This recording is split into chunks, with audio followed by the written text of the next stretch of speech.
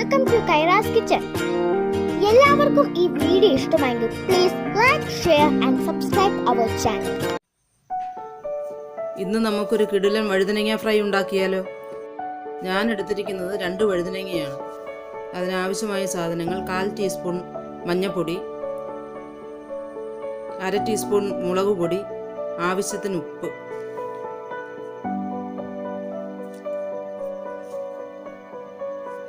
എല്ലാം കൂടി നല്ലതുപോലെ മിക്സ് ചെയ്യുക.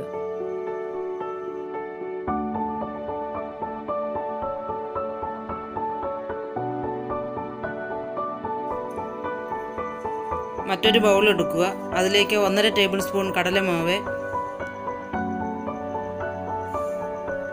1 ടേബിൾ സ്പൂൺ അരിപ്പൊടി, 1/4 ടീസ്പൂൺ മുളക് പൊടി,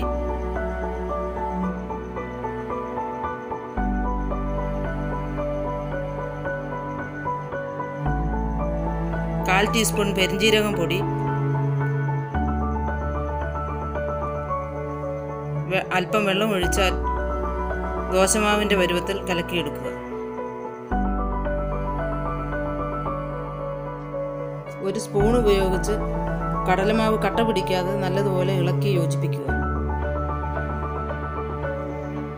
ദോശമാവിൻ്റെ പരുവമാകുന്നതുവരെ വെള്ളം ഒഴിച്ച് ശരിയാക്കി എടുക്കുക. ഒരു പാൻ എടുക്കുക. അടുപ്പിൽ വെച്ച് ചൂടായതിനു ശേഷം അതിലേക്ക് ആവശ്യമായ എണ്ണ ഒഴിച്ചു കൊടുക്കുക.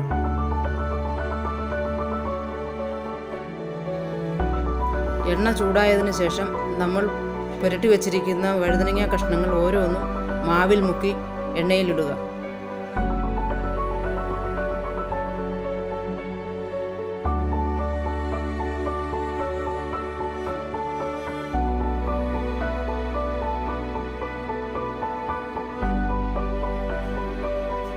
ഇത് ലോ ഫ്ലെയിമിലിട്ട് തിരിച്ചും മറിച്ചും മൂപ്പിച്ച് വറുത്തു പോരുക.